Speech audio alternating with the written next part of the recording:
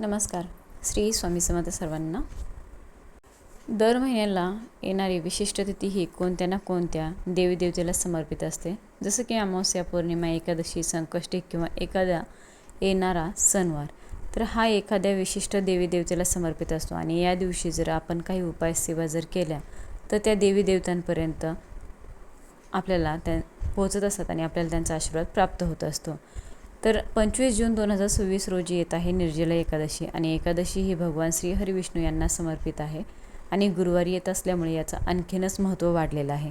म्हणूनच आपल्याला मुलांच्या विवाहातील अडचणी दूर करण्यासाठी आपल्या मुलांना मनासारखा जोडीदार मिळावा आणि त्यांचा सुखाचा संसार व्हावा, लक्ष्मीनारायणासारखा आपल्या मुलांचा जोडा जमावा यासाठीच आपण आज एक साधा सोपा आणि अत्यंत प्रभावी उपाय बघणार आहोत. असंख्य लोकांनी हा उपाय केलेला आहे आणि त्यांना अनुभव देखील आलेला आहे आणि म्हणूनच हा उपाय मी तुमच्यासोबत शेअर करत आहे. तर उपाय आहे सुपारीचा. एका सुपारीचा उपाय आपल्या मुलांच्या विवाहातील अडथळे दूर करण्यासाठी आपल्याला करायचा आहे. आता उपाय कशाप्रकारे करायचा आहे, कोणती सेवा करायची याविषयीची अगदी थोडक्यात माहिती सांगणार आहे. त्यामुळे व्हिडिओ कुठेही स्किप न करता शेवटपर्यंत नक्की बघा आणि नवीन असाल चॅनेल होते तर चॅनेलला लगेच सबस्क्राईब करा. कमेंटमध्ये ओम नमो भगवते वासुदेवाय लिहायला विसरू नका. मुलांचा विवाह योग्य झाला की आईवडिलांना काळजी लागते आपल्या मुलांच्या लग्नाची, परंतु काळजी करू नका. आपण आज जो उपाय पाहतोय तो उपाय केल्याने तुमच्या मुलांच्या विवाहातील अडचणी नक्की दूर होणार आहेत. तर हा उपाय आपल्याला करायचा आहे निर्जला एकादशीच्या दिवशी सकाळी जरी शक्य झालं नाही तरी 12 वाजण्याच्या अगोदर कधी हा उपाय तुम्ही करू शकतात. उपाय करण्यासाठी आपल्याला काही वस्तू लागणार नाहीत, फक्त एक सुपारी लागणार आहे. एकादशी तिथी ही भगवान श्री हरिविष्णू यांना समर्पित आहे आणि वार गुरुवार येत आहे. गुरुवार त्यामुळे या दिवशी आंघोळीच्या पाण्यामध्ये मुलांच्या चिमूटभर हळद, थोडंसं खडे मीठ आणि काळे तीळ टाकायचं. यामुळे मुलांच्या शरीरावरची नकारात्मकता जी आहे ती दूर होणार आहे. त्याचबरोबर त्यांचा गुरुग्रह आणि शुक्रग्रह बळकट मजबूत होणार आहे आणि मन शांत आणि एकाग्र होणार. तसेच जर पंचगव्य जर घरामध्ये असेल आणि ते आंघोळच्या पाण्यामध्ये टाकलं तर अतिशय उत्तम असेल. मग तुम्ही हळद चिमूटभर, काळे तीळ आणि खडे मीठ टाकायचं आहे. त्याचबरोबर एका भांड्यामध्ये थोडंसं पाणी घ्यायचं, त्यामध्ये देखील थोडीशी हळद टाकायची आहे आणि हे पाणी संपूर्ण घरामध्ये शिंपडायचं. थोडं खडे मीठ देखील या पाण्यात टाकायचं आहे. यामुळे देखील घरामध्ये जी निगेटिव्ह नकारात्मकता जी आहे तर ती दूर होण्यासाठी मदत होणार आहे. तसेच मुख्य प्रवेशद्वाराच्या उंबरठ्यावरती हळदीचं लेपन करायचं. हळदीमध्ये गोमूत्र थोडंसं मिक्स करायचं, त्यामध्ये भीमसेनी कापूर चुरगळून टाकायचं त्याची पावडर बनवून आणि हळदीने स्वस्तिक पण काढायचं आहे. आंब्याच्या पानांचं तोरण बांधायचं अत्यंत शुभ प्रतीक मानलं जातं. प्रत्येक पानावरती तुम्हाला हळदी कुंकवानं स्वस्तिक काढायचं आहे आणि थोड्याशा अक्षता त्या प्रत्येक पानावरती तुम्हाला चिटकवायच्या. 7 किंवा 11 किंवा 21 पानांचं हे तोरण असावं. त्यानंतर देवघरासमोर येऊन बसायचं. आता उपाय करताना आईवडिलांनी केला किंवा मुलामुलींनी केला किंवा भाऊ बहिणींनी केला तरी देखील चालेल. कारण मुलं जर शिक्षणानिमित्त, नोकरीनिमित्त जर घरापासून बाहेर असतील, दूर असतील, तर मुलांना जर हा उपाय करणं शक्य होत नसेल तर त्यांच्या नावाने कुणीही केला तरी चालेल. उपाय करण्यासाठी लागणार आहे सर्वप्रथम तर पूजेची सुपारी. सुपारी ही गणपती बाप्पांचं विघ्नहर्त्यांचं स्वरूप आहे आणि विघ्नहर्ता म्हणजेच कोणतंही संकट दूर करणारा आणि म्हणूनच आपल्याला मुलांच्या विवाहातील अडथळे दूर करण्यासाठी आपल्याला सुपारीचा उपाय करायचा. आता नुसती सुपारी घेऊन चालणार नाही तर त्यासोबतच आपल्याला विड्याचं पान देखील लागणार आहे. आता विड्याचं पान तुम्हाला कशा वस्तू घ्यायच्या आहेत बघा. 4 विड्याची पानं घ्यायची आहेत. कुठे तुटलेली, खराब झालेली, किडलेली नसावेत. मोठ्या आकाराची विड्याची पानं घ्यायची आहेत, ताजी असावीत. त्यानंतर एक लाल रंगाचा धागा घ्या किंवा पिवळ्या रंगाचं घेतलं तरी देखील चालेल. हळदीनं तुम्ही किंवा कुंकवानं लाल करून घेतलं तरी पण चालतो. त्याबरोबर अखंड अक्षदा घ्यायच्या आहेत. 21 अक्षदा अशा तुम्हाला 2 पानाचे जे विडे घेतले आहेत त्यावर 21 अखंड अक्षदा घ्यायच्यात. 2 अखंड लवंगा घ्यायच्यात. तर कुंकवानं तुम्हाला लाल करून घ्यायचं आणि 2 हिरव्या वेलचे. तर उपाय सुरू करण्यापूर्वी सर्वप्रथम तर देवघरासमोर तुम्हाला दिवा प्रज्वलित करायचा आहे. या दिवशी तुम्हाला व्रत करायचं आहे आणि जर मुली जर हे व्रत करू शकत नसेल तर आईवडिलांनी मुलांसाठी हे व्रत करावा. उपवास करायचा आहे दिवसभर. ओम नमो भगवते वासुदेवाय नमः आणि श्री स्वामी समर्थ या मंत्राचं तुम्हाला जप करायचा, नामस्मरण करायचं, आपल्या कुलदेवतेचं नामस्मरण करायचं आणि देवघरासमोर अखंड दिवा प्रज्वलित करायचा. हे जे व्रत आहे तर ते निर्जला व्रत आहे आणि त्यामुळे या दिवशी पाणी न पिता तुम्हाला हे व्रत करायचं आहे. व्रत अत्यंत प्रभावी मानलं जातं.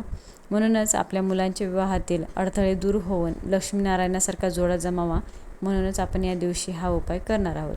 तर सर्वप्रथम दिवा प्रज्वलित करायचा. दिव्याखाली आसन घ्यायचं आहे. एका प्लेटमध्ये अखंड अक्षता ठेवायच्या आहेत. हळदी कुंकवाने लाल पिवळ्या करून या अक्षता ठेवा किंवा गहू ठेवा.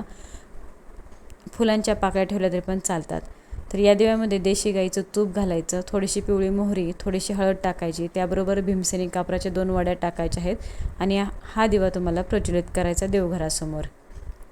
त्यानंतर ना ह्या ज्या वस्तू घेतलेल्या आहेत तर त्या एका ताटामध्ये ठेवायच्या आणि जो आपण पानाची विडी घेतलेली आहेत त्या पानावर तुम्हाला हळदीनं किंवा कुंकवानं स्वस्तिक काढायचं. अगदी छोट्या आकारात काढायचं. त्याखाली तुमचं जे गोत्र आहे तर ते गोत्र लिहायचं आहे आणि मुलांची विवाहासंबंधी जी काही अडचण आहे, म्हणजेच प्रेमविवाह करायचा असेल किंवा कुंडली दोष असेल किंवा इतर काही कारणानं तुमच्या मुलांच्या विवाहामध्ये जर अडचण येत असतील तर ते तुम्हाला इथं या पानावरती लिहायचं.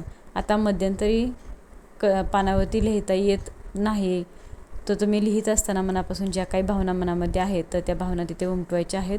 जरी तुम्ही लिहिताना तो अक्षर किंवा शब्द जरी तिथे लिहिता येत नसेल, अक्षर चुकत असेल, तरी देखील तुम्ही जे मनापासून जे लिहित असाल तर त्या भावना त्या अक्षरांमध्ये उमटतात, त्या पानावर उमटतात आणि त्यामुळे तुम्ही काळजी करायची गरज नाही. ज्याप्रमाणे शक्य होईल त्याप्रमाणे तुम्हाला लिहायचं. तुमचं गोत्र, स्वस्तिक आणि ज्या मुलांच्या विवाहात अडचण आहे ती तुम्हाला एका शब्दामध्ये तुम्हाला त्यावर लिहायची. जी सुपारी घेतलेली आहे तर ती सुपारी तुम्हाला एका तामणामध्ये ठेवायची. देवघरासमोर या सुपारीला अभिषेक करायचा आहे. सुपारी हे विघ्नहर्त्याचं स्वरूप आहे आणि त्यामुळे तुम्हाला याची पूजा करायची. याला अभिषेक करायचा. अभिषेक केलेलं पाणी पुन्हा एकदा घरामध्ये शिंपडा. मुलामुलींना हे पाणी तीर्थ म्हणून द्यायचं. त्यानंतर एका प्लेटमध्ये अखंड अक्षता घ्यायच्या. कुठेही तुटलेली अक्षता नसावी आणि त्यावरती हे जे 4 पानाचे विडे आहेत, म्हणजे 2-2 पानाचे विडे आपण तयार केलेले आहेत तर ते ठेवायचे आहेत. त्यावरती ही सुपारी ठेवायची. त्यानंतर आपण जो धागा घेतलेला आहे तर तो ठेवायचा.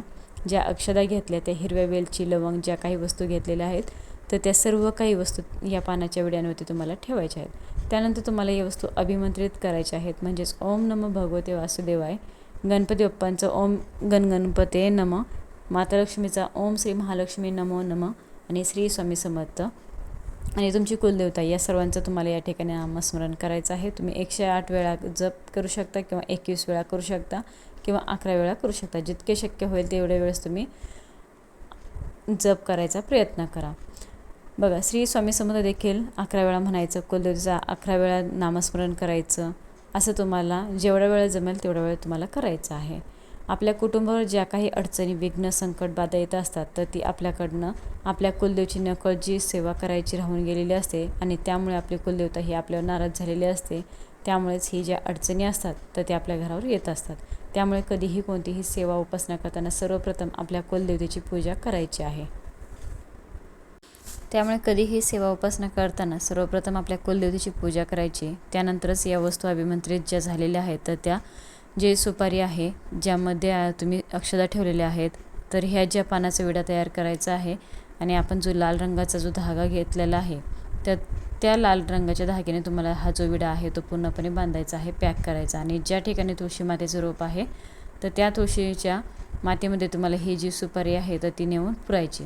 आता एकादशी ते तिला तुळशी मातेला स्पर्श केला जात नाही, कारण तुळशी मातेचं भगवान श्री हरिविष्णू याच्यासाठी व्रत असतं आणि त्यामुळे या दिवशी तुळशी मातेला जल अर्पण केलं जात नाही. परंतु तुळशीची पूजा करताना तुम्हाला थोडंसं हळदीचं पाणी घ्यायचं, त्यामध्ये थोडासा उसाचा रस टाकायचा आणि तुळशीला अर्पण न करता तुळशीच्या मातेमध्ये तुम्हाला हे पाणी अर्पण करायचं.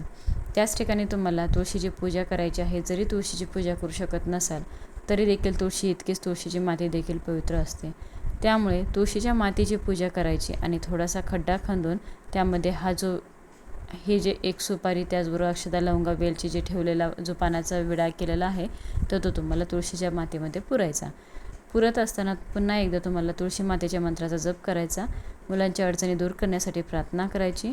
लक्ष्मीनारायणासारखा माझ्याही मुलाचा जोडा जमू दे ही प्रार्थना करायची आणि त्या ठिकाणी तुम्हाला हा जो पानाचा विडा आहे तर तो पुरायचा आणि त्यावरती तिन्ही सांजेच्या वेळेला तुम्हाला दिवा प्रज्वलित करायचा. दुसरा जो पानाचा विडा केलेला आहे ज्यामध्ये तुम्ही एक सुपारी ठेवलेली आहे, ज्या वस्तू ठेवलेल्या आहेत तर तो देखील तुम्हाला अशाच पद्धतीने बांधायचा आणि ज्या ठिकाणी गणपती बाप्पांचं मंदिर असेल तर त्या ठिकाणी घेऊन जायचं आहे. त्या ठिकाणी गेल्यानंतर तुम्हाला गणपती बाप्पांच्या मंदिरामध्ये गणपती बाप्पांच्या चरणाजवळ तुम्हाला हा जो विडा आहे तो अर्पण करायचा आहे. पुन्हा एकदा ओम गण गणपतये नमः या मंत्राचा जप करायचा आहे. गणपती बाप्पांना मुलांच्या विवाहातील अडचणी दूर करण्यासाठी प्रार्थना करायची. त्याचबरोबर जास्वंदीचं फूल अर्पण करायचं आहे. गुळ खोबऱ्याचा नैवेद्य या ठिकाणी अर्पण करायचा आहे आणि तुम्हाला अशा प्रकारे ही सेवा गणपती बाप्पांच्या मंदिरामध्ये करायची. त्यानंतर गणपती बाप्पांच्या चरणाजवळ जो उंदीर असतो तर त्याच्या कानामध्ये मुलांच्या विवाहातील अडचणी दूर करण्यासाठी प्रार्थना करायची.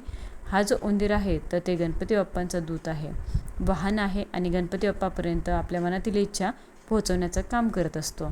त्यामुळे तुम्हाला ही जी सेवा आहे त्या ठिकाणी करायची. गोमातेला या दिवशी हिरवा चारा खाऊ घालायचा. त्यानंतर पुन्हा तुम्हाला घरी यायचं आहे. हा जो पानाचा विडा त्याच ठिकाणी ठेवायचा आणि आपण लाल धागा घेतलेला आहे तर त्यातील थोडासा लाल धागा काढून मुलांच्या हातामध्ये किंवा गळ्यामध्ये बांधायचा. त्यानंतर संध्याकाळी 3 सांजेच्या वेळेला आपण ज्या ठिकाणी सुपारी आणि पानाचा विडा जो ठेवलेला आहे त्या ठिकाणी पुन्हा एकदा तुम्हाला मी सांगितल्याप्रमाणे दिवा प्रज्वलित करायचा. पानाचा जो विडा ठेवलेला आहे तर त्याच्यावरचं त्या ठिकाणी पूजा करायची. तुळशीला 11 प्रदक्षिणा मारायच्या आहेत. पुन्हा एकदा तुमच्या ज्या इच्छा मनोकामना आहेत तर त्या पूर्ण करण्यासाठी प्रार्थना करायची आहे. आणि हा जो विडा आहे तो अभिमंत्रित व्हायचा आहे आणि ज्याप्रमाणे मी अगोदर सांगितली तुळशीची माती पवित्र, त्याचप्रमाणे हा विडा देखील पवित्र झालेला आहे. दुसऱ्या दिवशी सकाळी तुळशीची पूजा करताना वार येतो शुक्रवार, तर हा वार माता लक्ष्मीला समर्पित आहे. त्यामुळे सर्वप्रथम तुम्हाला देवपूजा करायची, तुळशीची पूजा करायची आहे. त्यानंतर हा जो पानाचा विडा आहे तर तो काढायचा आहे. त्यानंतर हा जो पानाचं पान जे आहे ते तुम्ही इतर कोणत्याही झाडामध्ये टाकू शकता, कुंड्यामध्ये टाकायचं नाही किंवा मग तुम्ही तुमच्या तिजोरीमध्ये ज्या ठिकाणी पैसा ठेवता त्यामध्ये सुद्धा ठेवू शकता. धनधान्यामध्ये हे पान ठेवलं तरी देखील चालतं. एक पिवळ्या रंगाचं किंवा लाल रंगाचं वस्त्र घ्यायचं आणि त्यामध्ये या 21 अक्षदा ही सुपारी अभिमंत्रित केलेल्या सर्व वस्तू, हिरव्या वेलच्या लवंग जे आहे तर ते तुम्हाला याची एक पोटली बनवून ठेवायची. ती तुम्हाला तुमच्या घराच्या मुख्य प्रवेशद्वार आहे तर त्याच्यावरच्या आतल्या बाजूला बांधून ठेवायची किंवा अडकून ठेवायचे. यामुळे आपल्या घरामध्ये कोणतंही विघ्न, संकट, अडचण, बाधा येत नाही. आणि ज्या वेळेला तुम्ही मुलांसाठी स्थळ पाहायला जात असाल त्यावेळेला ही पोटली तुमच्यासोबत ठेवायची. यामुळे तुमच्या मुलांच्या विवाहातील अडचणी दूर होणार आहेत, मनासारखा जोडीदार मिळणार आहे. आता नुसते उपाय आणि सेवा करून चालत नाही तर त्याला मेहनतीची देखील तितकीच जोड असायला हवी. आणि उपाय आणि सेवा करताना मनापासून आणि श्रद्धेने करायचा आहे, तेवढ्याच विश्वासाने करायचा. याचा नक्कीच तुम्हाला अनुभव येईल. जेवढं तुम्ही विश्वासाने उपाय करचाल त्याचा तुम्हाला 100% अनुभव येईलच. व्हिडिओ जास्तीत जास्त लोकांपर्यंत शेअर करण्याचा प्रयत्न करा. व्हिडिओ शेवटपर्यंत बघितल्याबद्दल सर्वांचं मनापासून आभारी आहे. सर्वांना श्री स्वामी समर्थ.